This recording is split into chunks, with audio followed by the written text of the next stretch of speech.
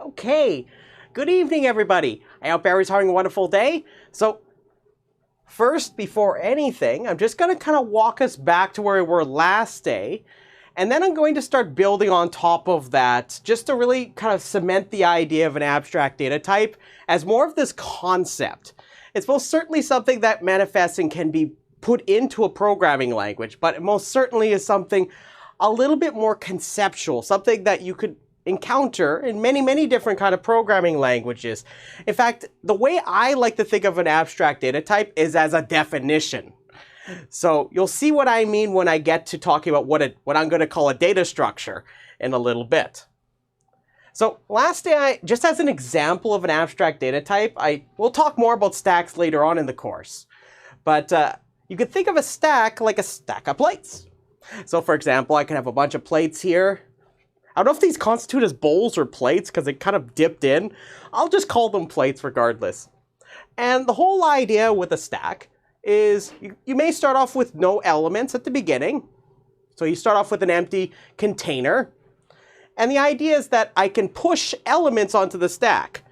So what happens is this container will store all of these elements, but the way it does it is by stacking them on top of each other.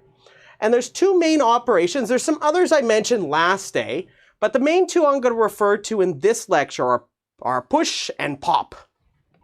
And the way push works is quite simple. It's just simply I add the element to the top of the stack. So I have some way of containing that element and then I put it on the top of the stack. So now I just did a push operation. Here's another push operation. And I could do what we call a pop operation, which what this will do is it simply removes the element from the top of the stack, but returns the element that for which may be associated with this plate, for example.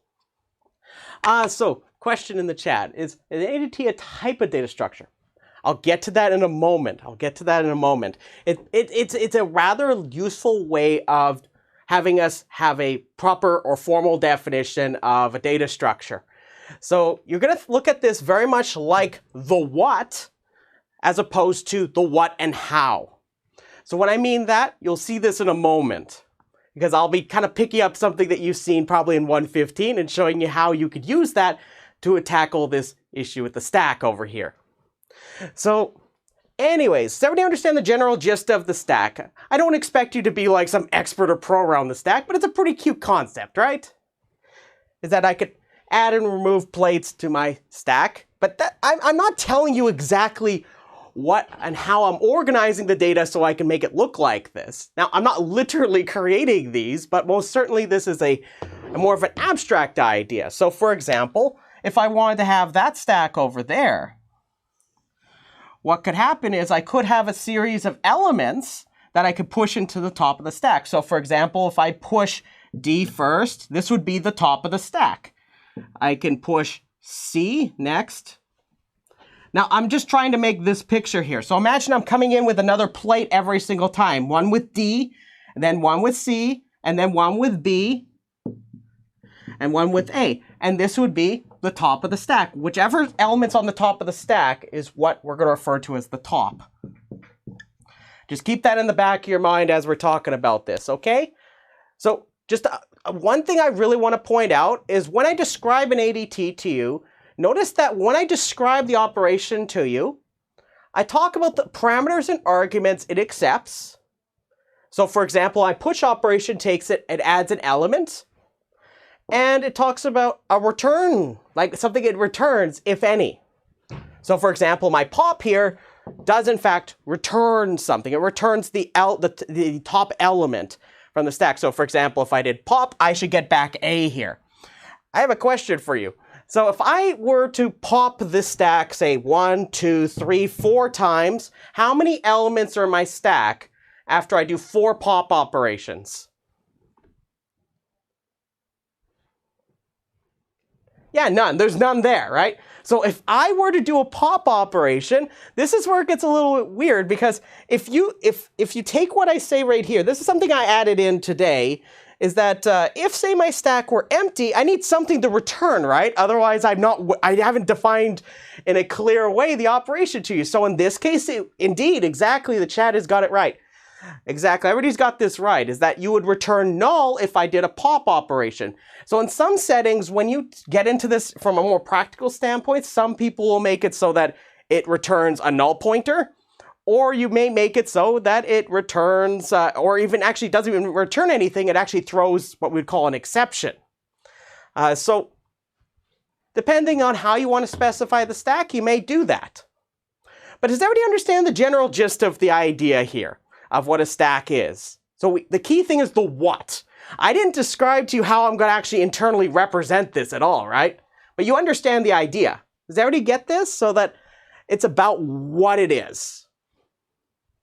It's not about the how. Notice that I've said nothing about how I'm actually going to take all these elements and make them represented kind of like this. Nor did I tell you how exactly you do this, except for in a figurative way with my stack of plates, right? So as long as you understand that, you've basically understood the idea of an ADT. And you might ask, okay, well, what did you mean last day about an interface then? So one, an interface can be an actual mechanism in a programming language to describe this, what I've just described over here, all of these operations. But you can also think of it just like what I said just now. You can think of it like I'm giving you specifications or description of what a stack is. And you might ask, okay, well, where does this all fit together? So you can think of this as one kind of abstraction. So what happens is you can think of this like if I have some programming or functional-esque kind of description of something I need to implement. Well, you can think of it trying to distill down all of those core specifications maybe I need from some user so that I could develop their software for them, or for example. I whittle this down into a definition of what exactly I need to do what somebody's asking me to do. That's what the ADT is. And now you might ask, okay, so what do you do from there? Well, you want to implement it, right? Well, that's what we're going to refer to as the data structure. So a data structure is more of a colloquial, more broader term that includes ADTs, but most certainly also it's actually the implementation of an ADT, for example. So it's a very broad definition. And now you might ask, where does it go from there? Well, you'll see that when we talk about data structures, you'll see that when I describe operations, I'll describe to you algorithms for computing these different operations for us. But you might ask, okay, well, how does it get any deeper from there? Well, that's where you come into your programming. So if you want to implement those algorithms for these operations, then that's what you implement in, say, for example, C++. So it's already see kind of the general gist of the game plan here. And so there's this relationship across all of them, but all we're doing is we're actually abstracting away details from less specific to more exact. And the cool part about that is it's very natural in object-oriented programming languages to have this. Because one, you're hiding all of those details, but here's another fact, is that when I just give you this definition of a stack, then all you have to do is now ask me, okay, Dan, are there different ways I can implement all of these operations? And the answer is yes. Yes, there are. So I'll come back to that idea. I want to plant that seed so that we can come to it in a moment, okay? So does everybody get the general idea where we're going to be going with this when we talk about a data structure? So we want to talk about the how question now. So that's the what. We want to address the how. So why don't we head on over here? In fact, let me just, the camera wanted to take its sweet time on over here. Let's boogie on down. I'm just going to boogie on down over here. That was some lame boogieing, by the way. So anyways, here's going to be kind of our working definition of a data structure for us. And you'll notice it is a broader definition. And this will match what you were thinking maybe a data structure would be, because it's naturally data structures are these very broad conceptual idea, right? So it's so you'll look at this definition and say, Dan, this is basically what you said on Tuesday about what an abstract data type is. But you notice there's something missing about this definition, is that part about the interface. Does everybody see that? So this is something exactly what you would think would be a data structure. It's a collection of values and objects. So that's what a data type is. And of course, and we have a set of operations on those values or objects. So you can think of this as the concrete representation of an ADT, that implementation. So just as some examples of data structures that you may be familiar with are arrays, for example, linked lists, strings. You may be familiar with these. You've probably seen and played around with these quite a bit, right? I know that you've seen these before. Am I about right? Let me know in the chat. Okay, great, wonderful, wonderful. If you are unsure about any of these, please let me know, okay? Either way, I will talk a bit about some of these whenever they become relevant anyways. So this is just an encapsulation of what I said just a moment ago. So to implement a stack as a data structure, we need to know the how for each of those operations and how the data will be organized. So that how that I'm referring to when I do these operations, that's an algorithm.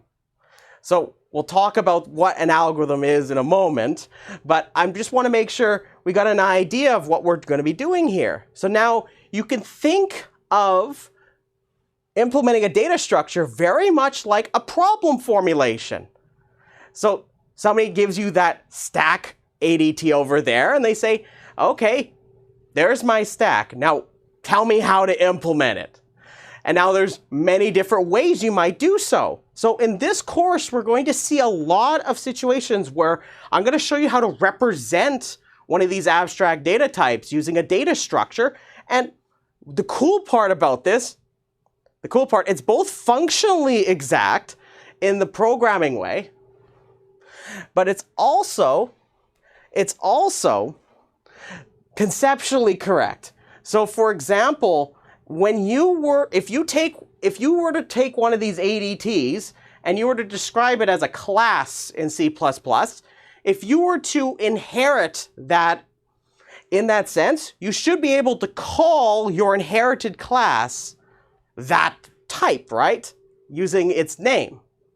Just in the same way, if you implement all the operations of a stack, you can call your object a stack. Your data structure, it's a stack, right? Isn't that nice? That's a very natural idea. So now you can think about many different ways we could actually try to represent a stack and implement all of its operations.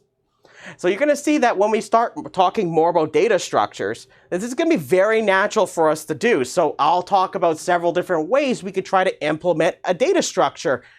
And we'll see, okay, well, is there like a benefit to doing it one way versus another way? I'm going to give you an example of how I would implement one of these things.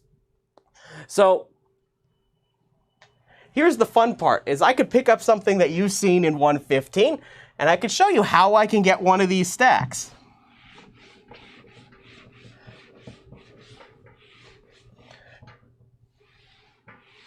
So I'm going to just, for the sake of time, show you how you do the push and the pop if I construct a stack data structure in the following way. So here's an idea.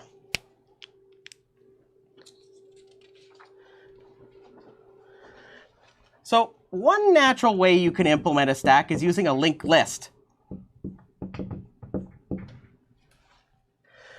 So this would be what you might call a linked list based implementation of a stack.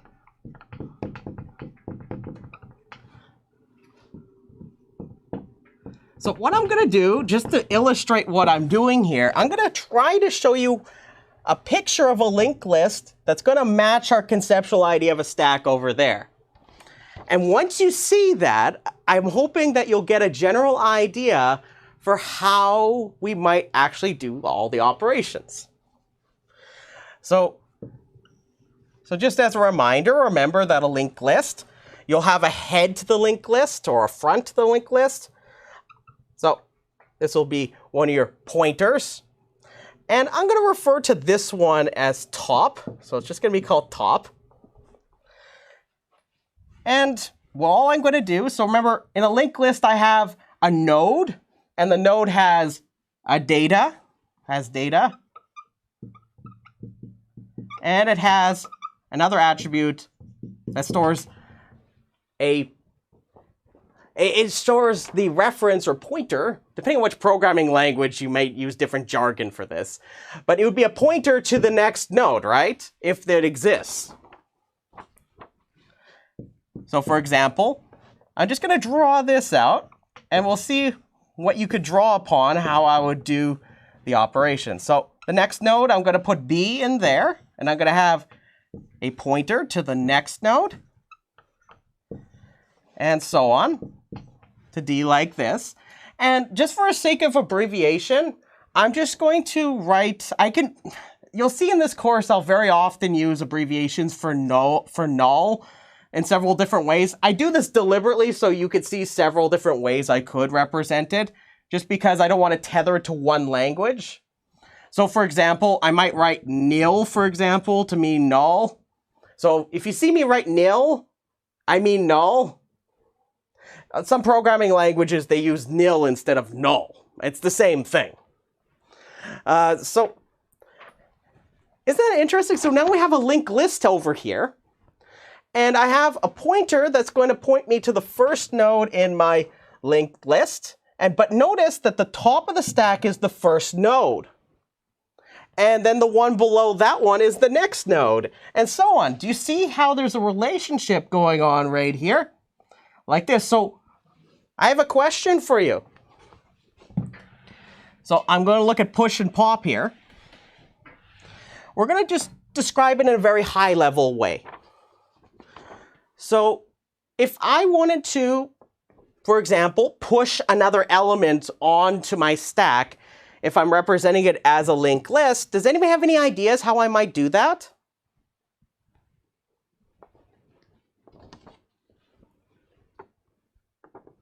Any ideas? I'm open to any suggestions.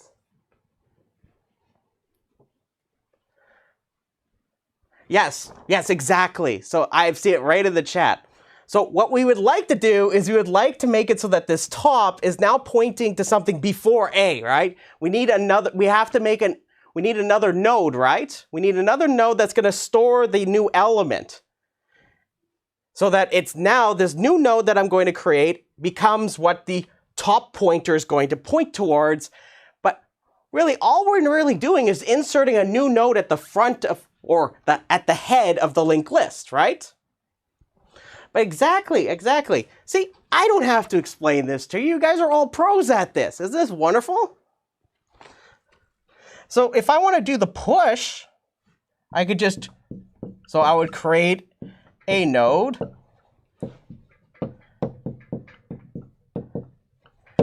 Node containing E as data. And insert it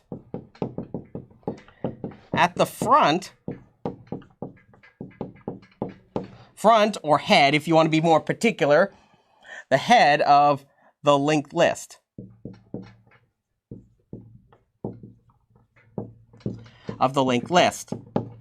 And you know how to do that, right? You know how to do insertions into a linked list, right? Okay, so now how about pop? What should we do for pop?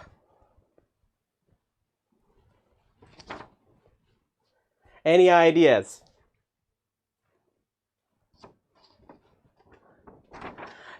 Yes, so if you're looking at our picture over here, we would like to we want to get rid of this node, right? But what would you tell me about what we want to do to the linked list? Yeah, so I see the suggestion of we want to delete the node, this node over here. This is the one that we want to get rid of, right? Because that's the top of the stack, right? That's over in our picture over there. So now we would like to make it so that it points to the next node, right? Exactly. So I will just make this top. I want to make sure that this pointer is now going to be referring over to B over there as opposed to A. But I'm not done quite yet. There's one other thing I need to make sure that my pop operation does. Because that's not the only thing, right? There was another part of pop. Does it only get rid of the top of the stack? It has to return it, exactly. It has to return it. It has to return the top element if it exists, right? Exactly. So all we have to do, now this is the way I'll describe it to you because you know how a linked list works, right? So remove the first node in the linked list,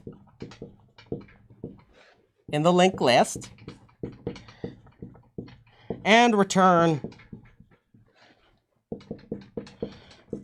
its data.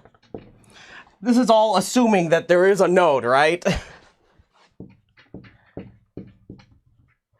Assuming there is a node. And in our case, this would be the case where you return null. Right? So if I showed you this and you looked at your linked list from, say, 115, you could probably tell me, Dan, I could probably figure out how to do this, right? I'm hoping that the answer would be yes. That you'd be like, yes, I know how a linked list works. Sure, it's a little bit weird trying to do insertions and removals on a linked list. It sort of feels like I'm doing surgery or something. But probably with some trial and error, I could probably figure it out. Because those pointers, man, they could mess with you. But if I were to tell you that, would you say that, yeah, no, this seems like, given this description, you could probably figure out how to implement it in C++?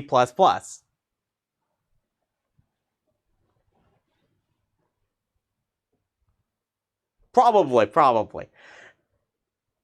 Yeah, no. Yeah, so you're going to see that when we talk about these things, notice the way I described this to you. I didn't have to say anything about C++, but most certainly with time, you probably could figure it out from just this description alone.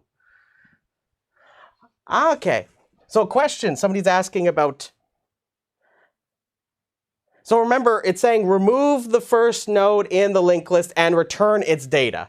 We don't want to return the node. We're returning the data.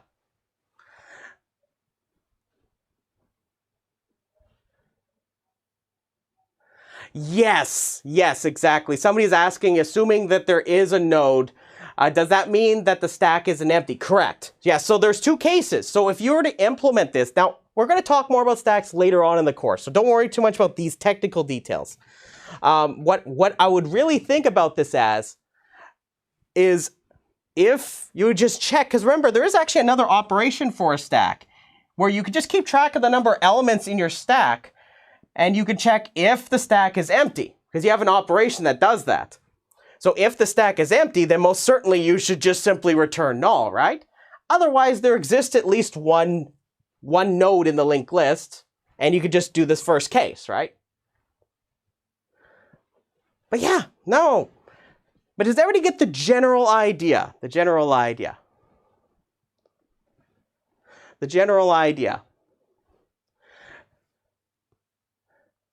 So just keep in mind that in this example here, if I were to use the pop operation, I would return A to you.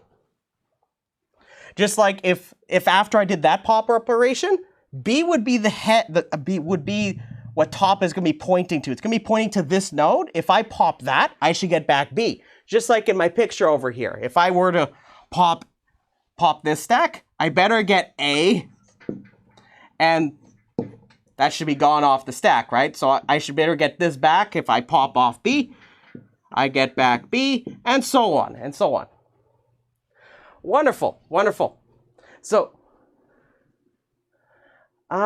yes, so the big thing here is just remember that all I'm doing is doing a deletion at the front of the linked list, at the head.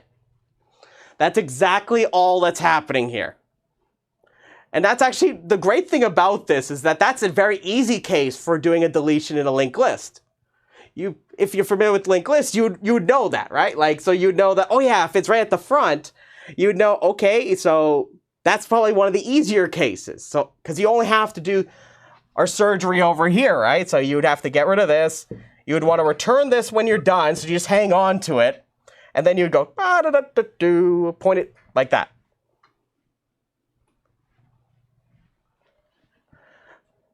Yeah, is that crystal clear for everybody?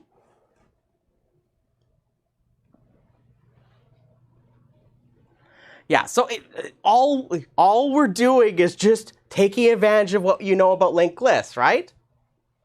But I want you just to understand the process, because when we get to talking about ADTs and data structures later on in the course, then this will be basically the game we're going to play. So very much what's going to happen is I'll give you some ADT, and then our job is to implement it by describing how we perform these operations and how we represent the data. So that's one element of this course that I want you to we're going to get very familiar with. So anyways, what we're going to do now is we're going to kind of shift gears a little bit. One thing I will note is if you find yourself curious about this whole ADT business, and so question, what do we do with the returned A? That's it. All you do is you return A. That's its job. So its job is just to return it to, so you're supposed to just return it. So this is just the rules of a stack. So remember, the stack had our what, and then the goal when we actually give our stack data structure, we want to answer the how, like how we do it.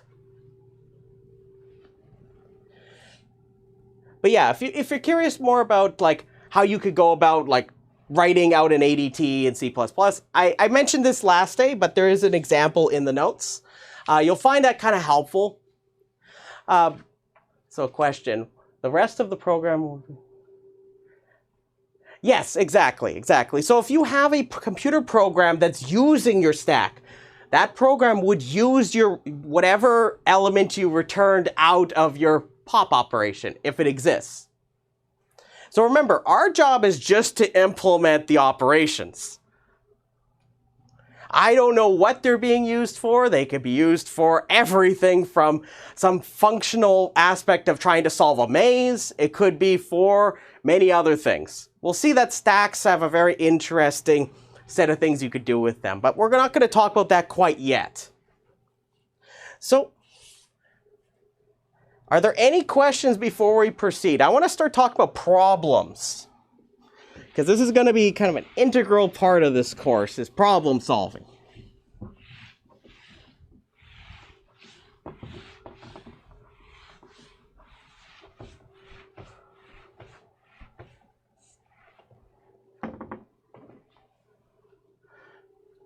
Okay, so I think we're good. So let's proceed to talk about problems now. So you're going to find that I'm going to spend a lot of time laying out definitions for you. And this is meant to be helpful so that when we talk about what we're trying to achieve, we have exact way of describing all of these things.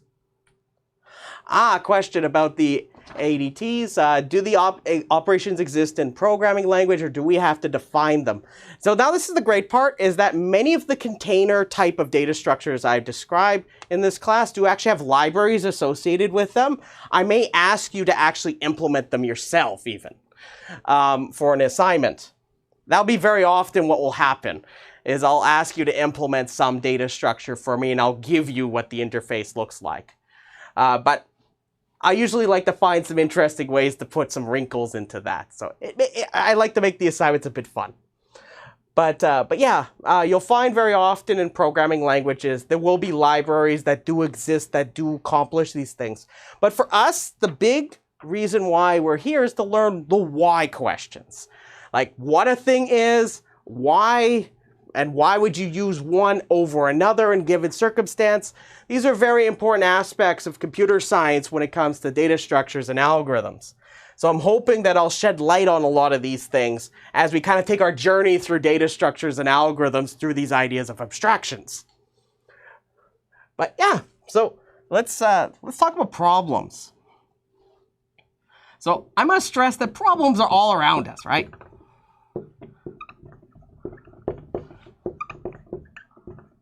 Problems are all around us, just waiting to be solved.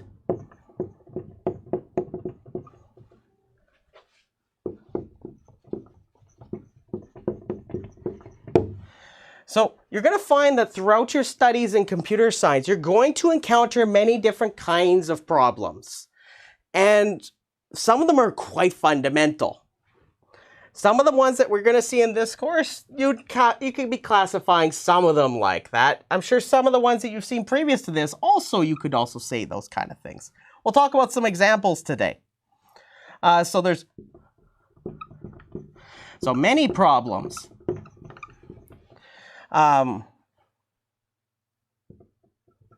will be encountered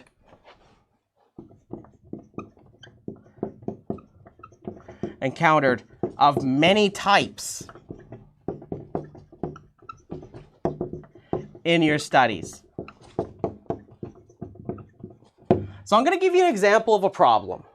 So this is one that you may have seen before. I'm pretty confident that you have seen some version of it before. So I'm going to call it the search problem, just to give you a flavor for what and how and why we might care about problem formulation. So I'm going to consider this thing I'm going to call the search problem. So given a set S of elements,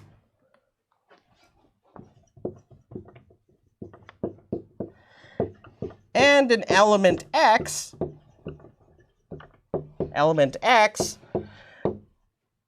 that's an X, by the way. It looks kind of like it went for a nap or something, but that is indeed an X. Determine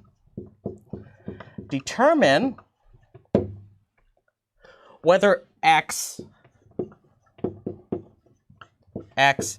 is in S. So this is what I'm going to call the search problem. So you'll notice that the way I'm going to formulate a lot of the problems in this class is a way that I want to encourage you to try to think about problem solving, at least if we have algorithms that compute tasks in finite time. So very often, the way problems get formulated, and sometimes in practice, this is actually a very important part of it, is figuring out how you would formulate your problem so that you could implement some way of solving it. So often these problems come out of actual user needs. So for example, specifications from a client or user, for example. From our purposes, we're just going to get these formulations and then we'll try to solve those problems. Here's the neat part about it. What I described over there with our data structures, you'd agree with me that all those operations were well defined. These are things that, like, there's no way you could have misconstrued them, right? So each time you have to also take into consideration that each one of those things I described, like the push and the pop, you can think of them like their own formulations of some problem that I need to solve, right? So you can think of a data structure almost like a collection of problems. And the goal is to figure out the best way I can try to solve all of them while I get some efficient way of doing it all. But you'll find very often there's going to be a trade-off between doing things with certain operations versus others. This is going to be a theme that you're going to encounter. I don't want to say it's always going to happen, but it's a very common phenomenon in trying to compute efficiently solutions for problems. So yeah, no, in the chat I got a very interesting suggestion about this problem. And in fact, you're getting a little ahead of me, which is great. So actually, the chat's getting really ahead of me. I really like this. So if I give you, say for example, if you think of this set S like an array, so if somebody gives you an array and you have all these elements, you want to determine if it's in there. Some people, well, lovely students in the chat are actually pointing this out, is that you could solve this with an algorithm that you've seen before. You could use linear search, for example. But I'm not quite there yet. We're working our way there. I got to lay out some fun definitions for us. But I just want to make sure it's clear that just because this looks like an abstract kind of problem, that you could represent this as many different things. So here's some natural applications, for example, for the search problem. And this level is the one I'm referring to when I talked about the most highest levels kind of stuff that, say, somebody needs you to accomplish. So some applications, for example, you could think of S as variables in a program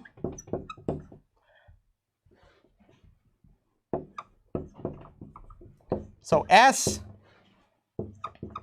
and you can think of X like a name of a variable.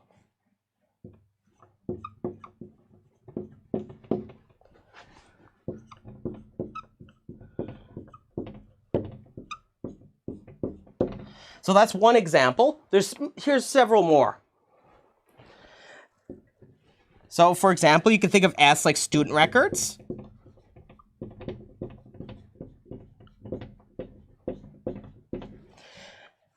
And you could be given a student ID.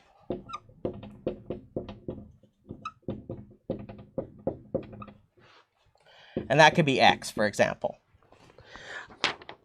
So hopefully this gives you some idea behind what kind of things you could formulate as the search problem. In fact, here's another one. I think this one's a little bit, for those that are a bit more inclined toward things involving the internet or networks. So for example, you can think of S like web host names, and you could be given a URL, and that's X. So the point is that you're given some set of elements, and your job is, given one potential element that might be in there, tell me if it's there or not. And depending on what kind of collection we're looking this over, you might want to know where it is. For example, if this S were an array, it'd be very useful to know where it is, which we're going to see in a moment. But I want to get drilled down a little further.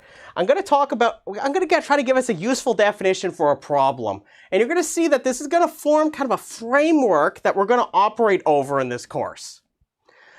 And once you see it this way, everything sort of clicks, I'm hoping. I'm hoping by the end of this course that a lot of the ideas I'm going to be presenting to you are going to start clicking.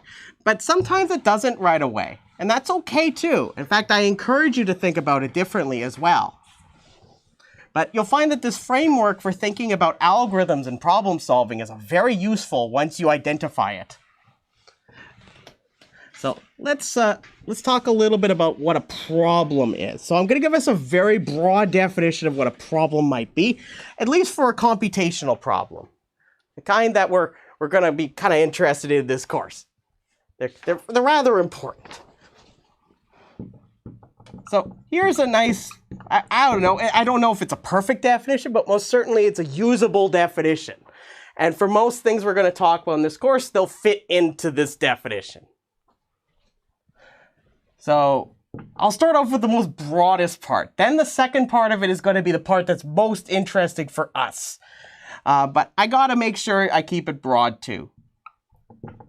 A question or statement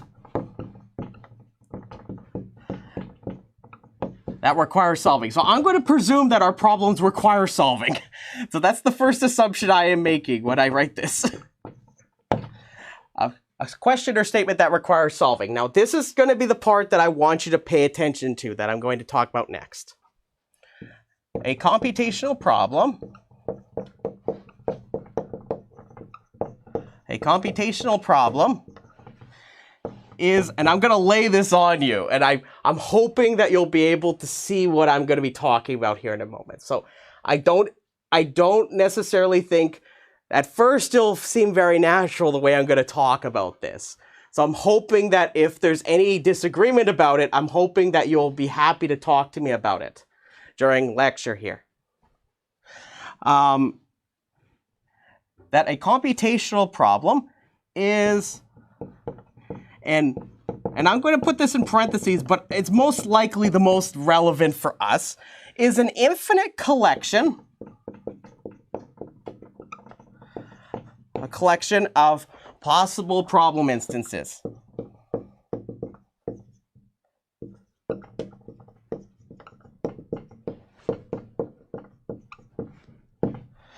And now I got to tell you what a problem instance is. Each problem instance,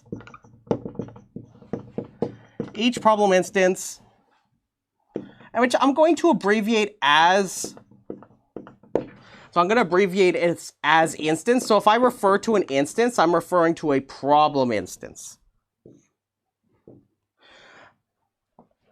Has inputs has inputs, potentially one or more. Now, if ever it's unclear what I'm referring to when I talk about an instance, which in itself is its inputs, I'll usually refer to it as an input instance. And every instance we'll assume has a solution. And upon being solved, has a solution.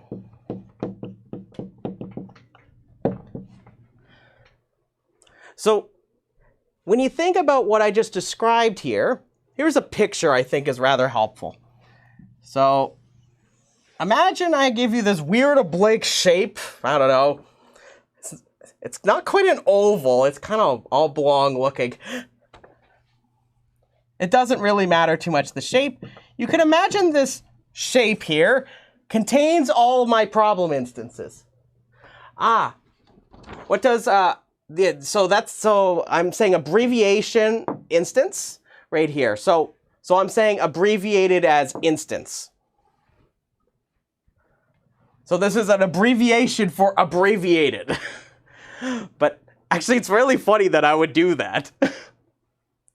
Okay, I admit that is kind of funny. Be like, it's abbreviation of an abbreviation.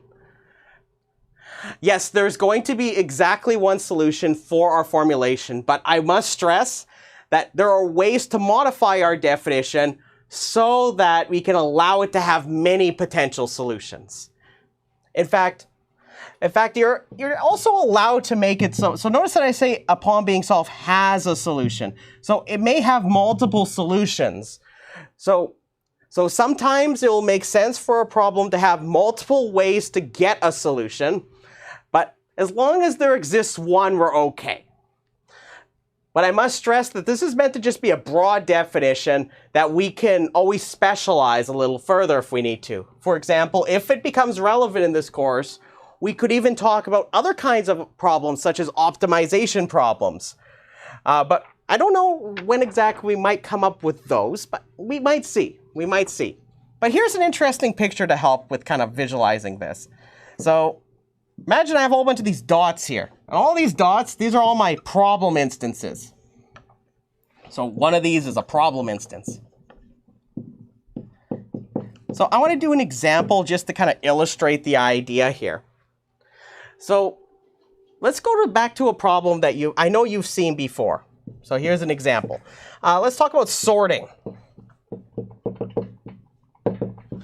So let's talk about sorting, because you've seen sorting before. So imagine I'm given an array A of n integers. We can always make this more broader.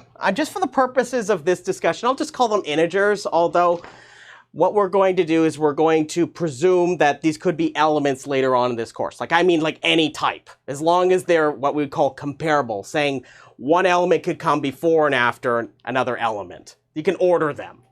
That's going to be how almost all of our algorithms are going to work, but we're just going to keep it simple here.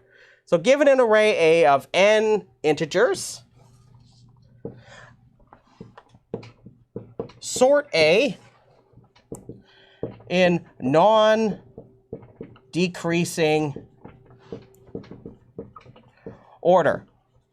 So what I mean by non-decreasing is smallest to largest. So just to give you an example of what one of these problem instances would look like. So just to give you an example of what one of those would look like, you could be, for example, given A to be given as 1, 2, 1, 3, 5. So imagine this is given to you. So I'm given this array with 5 elements in it. So 5 integers. Can somebody tell me the solution to this instance? In this case, there is one, but like I said, our definition just says it has a solution. There may be multiple ones, but in our problem, it's rather straightforward. But can somebody tell me what's the solution for this? So remember, this A here is the input. Yeah, so 1, 1, 2, 3, 5. Very good, very good. So here's what so this would be the instance, and its solution would be that I would return, of course, A. That's an A, by the way. 1, 1, 2, 3, 5. Very good, everybody. Very good. So now, when you think about the sorting problem now, if I were to imagine my problem, you can look at it now in this way. And I'm hoping that if you've not thought about this before, that you'll find this very intriguing. At least I hope. I know when I first kind of stumbled across this idea, it sort of just blew my mind when I was studying this stuff when I was a student. Is now each one of these dots is going to be representing some array with some length n, where n is some integer. And now all of these dots here are all different arrays with different lengths, but it's every possible array of integers, each with their own lengths. Isn't that wild? So do you see how this problem now consists of an infinite number of possible instances, because there is no bound on how many elements you can have in an array. Just as long as there exists an array and it has some size, you could keep giving me a larger integer, right? Because there is no largest integer. Does everybody see that? So isn't that kind of neat? So now you can think of sorting like this instead. So now you can think of it as each one. I can think of it like I now have it where I have an instance, and I'm just given some array with some length, and that length is n. And then my job is now to solve this problem instance, which is my input for the algorithm that I would like to use to solve the problem. And its goal is to produce the solution. So a question. So as long as the size is not specifically indicated, right? So it depends on what you mean exactly by that. So for example, if my sorting problem told you that there are exactly 5 integers in every one of the arrays, then now you're working with all of your instances are going to consist of arrays of length 5, for example. But the point here is that now all of those dots, each one of them is an array with some length. And then my job to solve this problem is to present you an algorithm, such that if I get one of these arrays, I can sort it. Isn't that wild? That's kind of wild, right? But here's the catch. Once you notice this, I have a question for you. If I told you, hey, look, if I want you to solve the sorting problem, am I allowed to omit any of these dots? Any of them? Am I allowed to omit any of those? Any of those dots? Because remember, each one represents an array with some length. It's some array. I'm not allowed to omit any. Is that wild? But it makes sense, right? It makes sense. So if we want to talk about solving a problem, now we have formulated a problem. Each one of these has an instance, and the way you can tell really quickly what the instance will look like is the way I wrote it down. So notice I'm given an array A of n integers, and I'm told what I'm supposed to return. So notice it has an input-output like formulation. So that's very common for computational problems to have that happen, especially if our algorithms, as I'm going to define for you, are going to take finite time. So when I talk about solving a problem, it has to be that. So in our framework, the way we're going to think about this is that I have to be able to present you an algorithm, which I'm going to talk about in a moment, that can tackle any one of those dots. I'm not allowed to cherry pick them out. Now in practice, you might do something like that, but I most certainly wouldn't encourage you to do that and then say that you solved the problem, which you didn't, right? You omitted something. So just to make sure our definition is clear, if I were to, for example, to change this, So I changed the ordering here a little bit. Would you call this a solution to this instance? No, right? It's that if you got an algorithm, if I were to pick off one of these dots and the algorithm spat out that, you know the algorithm doesn't work, right?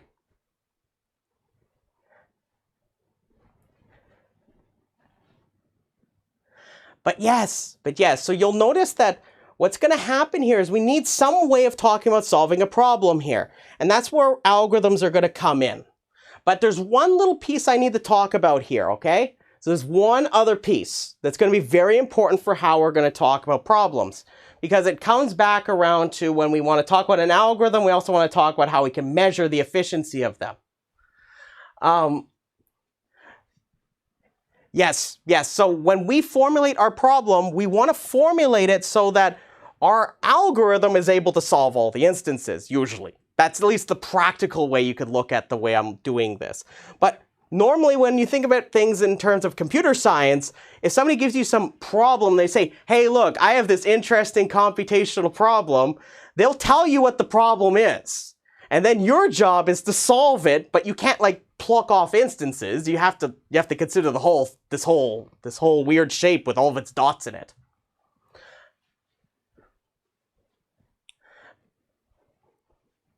So that being said, let me proceed. I just want to talk about one other important concept. I know there's a lot of interesting things. I'm really enjoying the discussion that's happening right now in the chat, by the way. These are things I want to encourage you to think about, because these are things that come up when you actually think about trying to solve a problem. So I'm appreciating all these suggestions about solving the problem. We aren't quite there yet. I haven't even said what an algorithm is yet, so I need to kind of work my way there.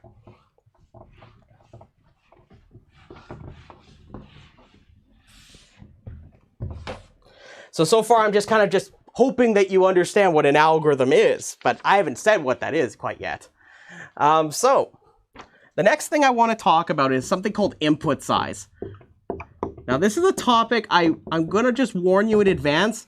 At first it sounds really strange, but it actually has some rational connection for when we're measuring efficiency. So there's one element of my picture I drew over there about a problem instance, right? Now, when we talk about a problem, we have to consider the size of the problem instances very often when we want to actually measure the efficiency of our algorithm. So we're going to have this idea called input size so that we can talk about how big the instance is. Because normally when we design our algorithms, we try to get it so that we can measure the efficiency with respect to the size of the instances. And each problem will have its own size that it's associated with it. So when I say that, I mean its own instances. So each of the instances are going to have a size. We're going to be interested in that. So this is one piece I'm going to add to our kind of big puzzle. So each problem defines an input instance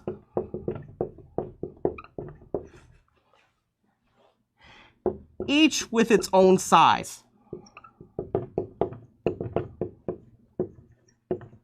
Each with its own size.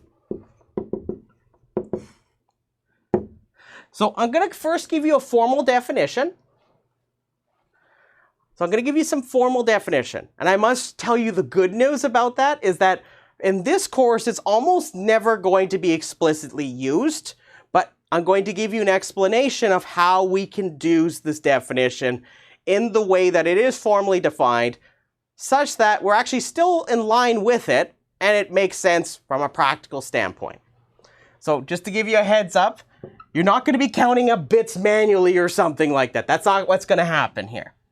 If we were taking a class like CS340, where I do talk about the same idea, for example, some parts of that course, sometimes input size actually plays a very important role. So more formally, that's an E, by the way. More formally, input size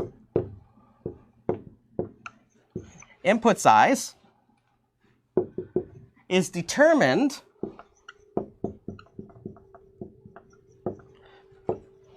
by how many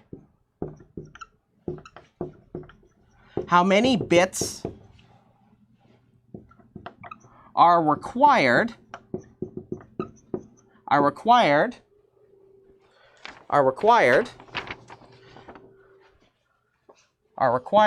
to encode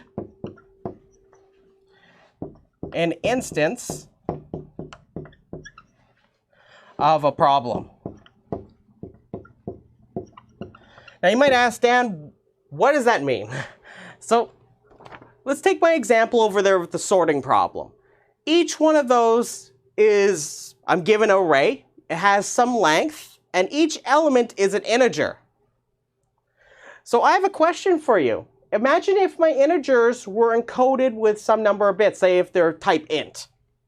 You'd agree with me that those integers of type int, they all have some constant number of bits, right? So they're just like, depending on how fancy-pantsy you want your int type to be, they're going to be some number of bits. So when I represent my array, I'm going to have some number of bits for the first element, I'm going to have some bits for the second one, the third one, and fourth one, and so on. And I'm going to have n of them. So you'd agree with me, I'm hoping, that in this example here that I just presented you, that the number of bits used to encode any one array for my problem, it's going to be based on the number of bits I use to represent the integer, multiplied by how many elements there are. But here's the neat part.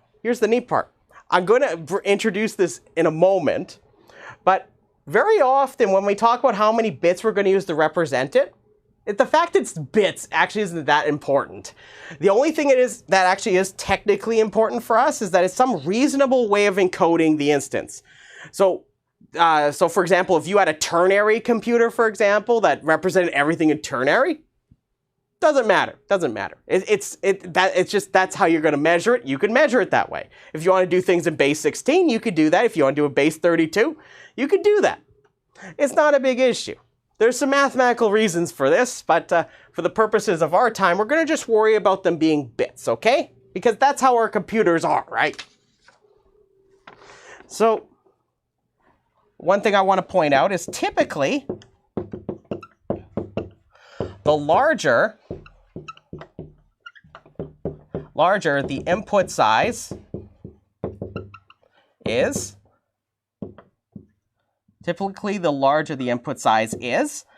the longer the algorithm takes to execute.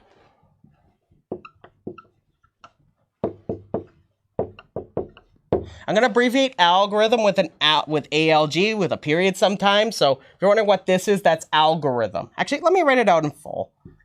Algorithm. Algorithm takes to run.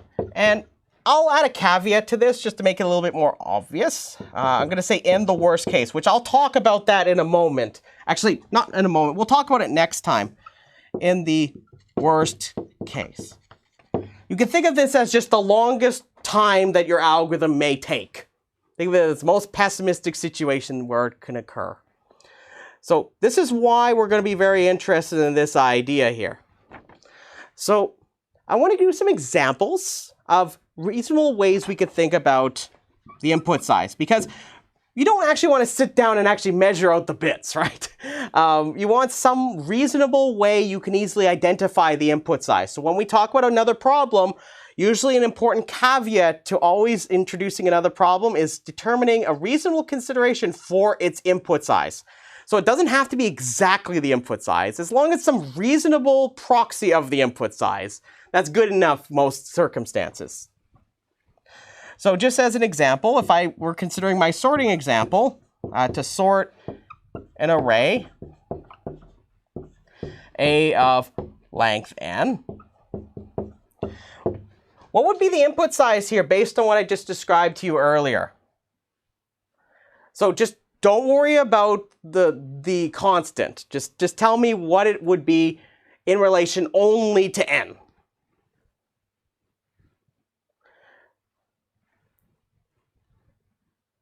So what would you think the input size would be? Well, it would be, yeah, it's n. Yeah, so n would be a reasonable way of thinking about it.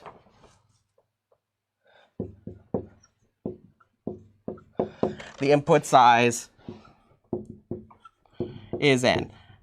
From our perspective, the way this will go down, yeah, so technically, if you were to multiply it by how many bits you use to represent each integer, you're going to have some constant times n. Now, notice that that's just some constant. I'm going to give you some justifications later on when we start talking about big O notation for why we don't have to worry about these constants.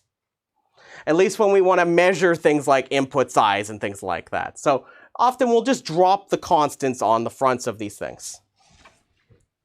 So here's another example. If, say, you did some linear algebra, possibly. If not, that's not a big issue. Say, for example, I'm multiplying two matrices. You can even think of it as just two-dimensional arrays, which is simple enough. So imagine I give you two matrices. Any ideas of what the input size would be for multiplying two matrices? I know this one's a little bit more advanced than just the sorting example. That's the point. As I just want to see what we could think about. Now, suppose I told you that the dimensions of the two matrices were arbitrary. So what would it mean for the input size then? Just coming back to those that may know how to multiply matrices. Yes, the sizes or dimensions of the matrices. Perfect. So that's what would be natural case for the input size, because all of the entries in your matrices, all of them are going to be integers, right? Possibly. They may be some number of bits, like say floating point numbers, for example. The point is it's just some constant number of bits. So multiplying matrices has input size of the dimensions. Sorry, the dimension of the matrices. I'm sort of cramped in the corner here. I'm going hardcore, okay? So, yes, exactly. So it's based on the dimension of the matrices. Very good, everybody. Very good. Here's another one. Now, I told you that these are just reasonable considerations for the input size. Here's another one. This is one where I really want to just kind of hammer in why it's very important to be careful when you're doing this. So suppose I wanted to determine if a number, so in this case a positive integer, but I'll just say a number is prime. So suppose I wanted to determine if number is prime. So I'm just going to write the answer up here, but let's think about this. So if I'm given an integer, just one integer. Now this is where we're going to have to be a bit careful here, because remember, by the similar reasoning I said earlier, I said that, oh yeah, no, well, it's just based on the number of elements I have in the input. But in this case, it's a little different, because when I actually want to try solving this problem, I'm given some integer, I want to determine if it's prime or not, for example. Here, I may actually want to be a bit more careful about the input size. Does everybody see that? Because I care about that one integer. So sometimes it makes sense for problems that involve numbers in them, as in the number itself is the key part of the problem. I may actually want to be a bit more careful about the input size. In this case, are there any suggestions based on the definition of input size?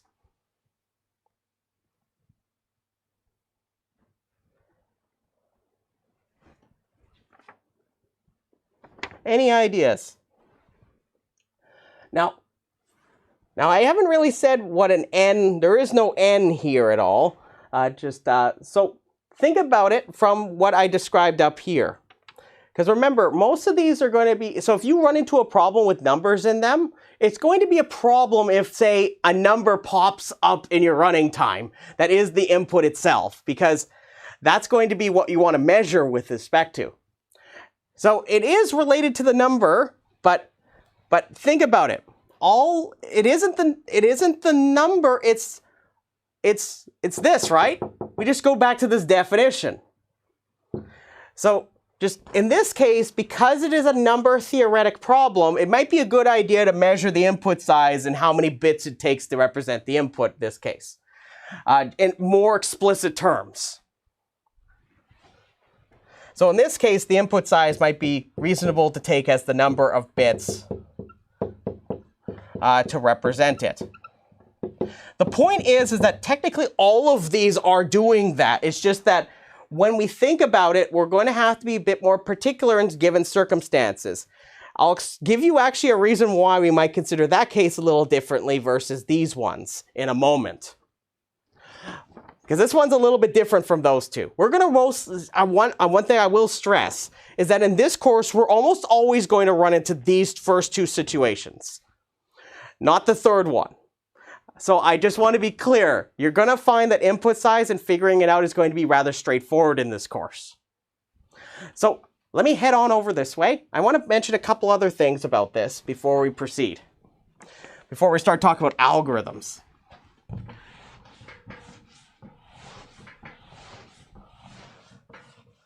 But I want to give you some justification of why these cases look a little different, like that third case versus these first two.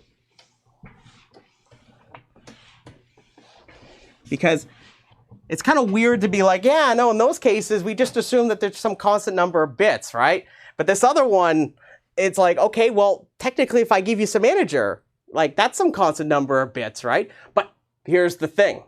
It's about problem formulation, right? So if I give you an array A with some integers, normally the implicit assumption is that those integers had to have been coded for the array, right? So this array has some discrete object and has some number of bits it's used to represent it. Likewise, if I'm multiplying two matrices, those matrices are of a discrete size. They're all finite. But the thing is, each one of them has a fixed size when you start doing this. The same thing is true for the third case with this primality testing. But the thing is that in the first two cases, I'm encoding arrays. And I didn't say anything about them being arbitrarily like big integers. So that you might say, Dan, that's one flaw in the way that you formulated things, right? Because if, say, if we're doing, say, scientific computing, for example, you may actually have to be a bit more careful about that, right? Because the number of bits you use might be completely arbitrary, right? Does everybody see that? So you're going to notice that there's going to be some circumstances where you're going to have to take into practical situations that the way you formulate the problem really does matter. In this case, I'm just assuming that that array exists. It has some numbers in it. But the algorithms that we do in an attempt to solve these problems never actually use the numbers themselves. We just assume that our computer is capable of reading them in their entirety. That's an implicit assumption I'm going to make in this course. But in some settings, that isn't actually true at all. Right? If you think about it, say suppose I gave you a, I don't know, like an integer that was represented with, at least at the date of this lecture, say, I don't know, 256 bits, for example. Say if I have that many bits I'm using to represent my integer. And keep in mind, like I said, you can technically do things like that if you go a little wild with things. But think about it, if for those that have taken a systems class before, you might say, Dan, well, that's a rather big integer. Can you like fit that on the bus of your computer system? Some might tell you, oh yeah, you might have to take it in pieces. So these are things that I'm going to be just sort of swiping to the side and saying, they aren't going to be that important for us. And believe it or not, a lot of the theory that I'm going to be showing you, it really doesn't actually matter a whole lot. But sometimes in very specific circumstances, it really does matter. So I want to give you my technical explanation behind this. So when we talk about input size in this course, we often assume the numbers, and when I say numbers, I'm talking about the bits used to represent whatever is the input for your problem. So when I mean numbers, I mean like binary numbers. That the numbers are encoded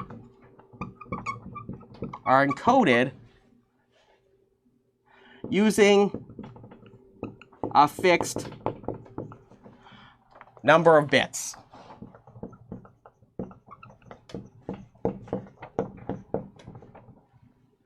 So when I talk about input size, so the input size depends on the number of elements or items in the input. So this is what you're going to run into almost always. And in fact, in this course, that's pretty much going to be how it's going to universally work. You might ask, Dan, well, this kind of makes sense in the first place, right? When we write our programs, almost always when we're using primitive types, all of those entities that we encode always use some constant number of bits to represent them, right? So my limitation that I've just imposed here isn't actually really a limitation for most programs you're going to write. Does everybody see that? In fact, there's a very interesting kind of consequence that's going on actually under the hood of this whole thing. It's kind of weird this way. I must stress that it is possible. It is possible to measure input size more accurately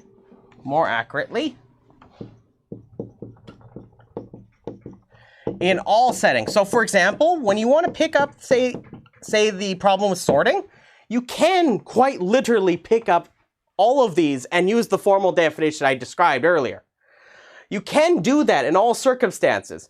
But here's the neat thing. If we want to, so what's going to happen is when we measure the running times of our algorithms, we're going to measure those with respect to the input size.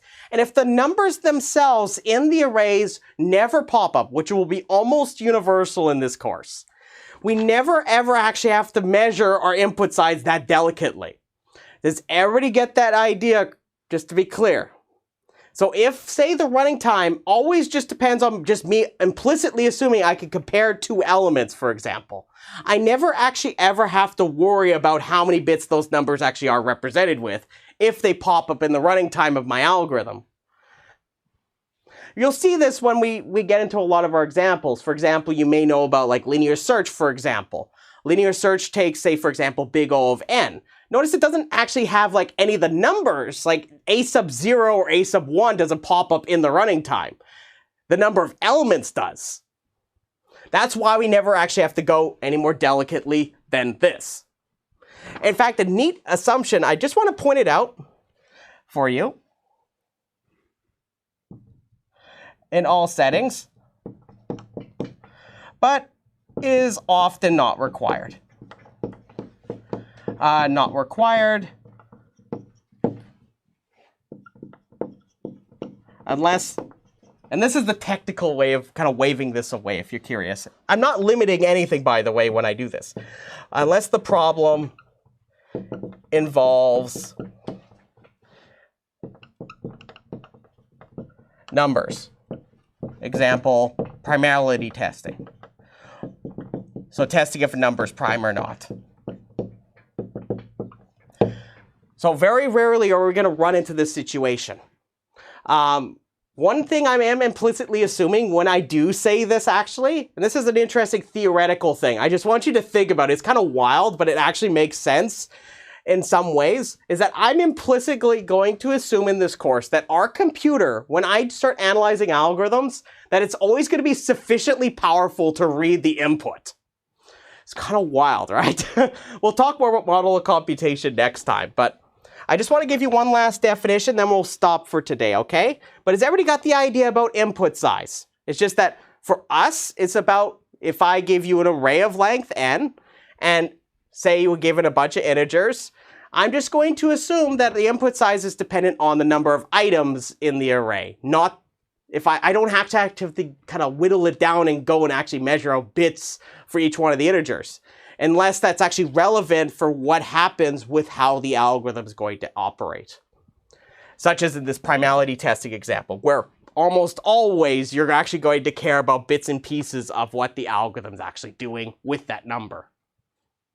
Because often it involves, for example, just to kind of dip into this, for example, involving, you may have heard of this, you may not have heard of this is okay. For example, some common ways of approaching primality testing, for example, are so-called sieving methods. A lot of them involve actually checking numbers against many other numbers. So usually that involves actually examining parts of the number itself, for example, in binary or other things of that nature. But I want to wrap things up here with a picture and just a definition for an algorithm for us. And I'll talk more about it next time, okay? So I'm going to wrap things up here. So an algorithm is going to be an unambiguous. So unambiguous simply means for us that there is no way to misinterpret what you describe as the procedure. So you can't like show it to your friend and be like, here's my procedure, and your friend over there carries it out incorrectly. You don't want that. So that's what I mean by unambiguous. There is no way to misinterpret it. I'll give you an example next time for that. But let me just lay this out, and I'm going to draw a picture for you just to put everything I talked about here in a nice bow. So it's an unambiguous step-by-step procedure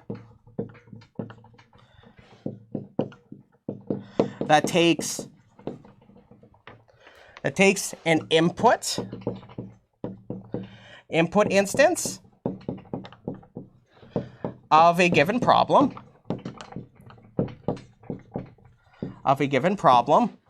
as inputs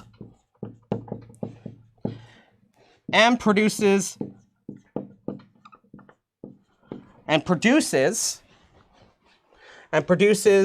output for the problem instance.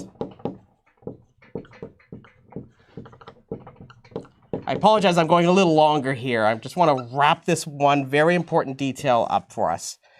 So I'm just going to draw you one quick picture, and then we're going to stop for today, okay? So I'm just going to walk us through this definition. I'll do it next time a little bit more carefully. But it's an unambiguous step-by-step procedure. But notice the way I describe an algorithm here for you. First, I implicitly assume that it takes finite time.